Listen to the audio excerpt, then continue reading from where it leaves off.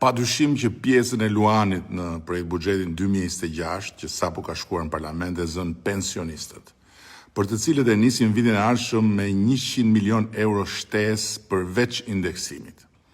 Në 2027 e dyfishojmë shtesën 200 milion euro plus indeksimi 45 milion euro. Në 2028 e trefishojmë 300 milion euro plus indeksimi 46 milion euro. Në 2029 e katërfishojmë 400 milion euro plus indeksimi 47 milion euro. Dhe në 2030 e pesëfishojmë 500 milion euro plus indeksimi 48 milion euro.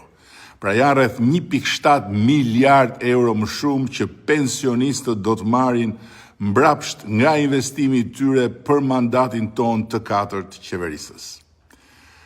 Por, nga 1 janari 2026, do të rritet dhe paga minimale për 307.850 punonjës, të cilët do të marrin shumën e premtuar 500 euro, e cilë do të jetë para, po jo e vetmja rritje e këtij mandati, ku paga minimale do të arrijë 700 euro. Jo vetëm kaq, po siç e kemi premtuar, qeveria do të subvencionojë për një periudhë 9 mujore me 90 milion euro edhe shtesën e kostos së sigurimeve për të punësuarit në sektorin privat. E pra ja kështu, fiks kështu, ky jam unë dhe këta jemi ne. Them dhe themi atë që bëjmë dhe bëjmë atë që themi.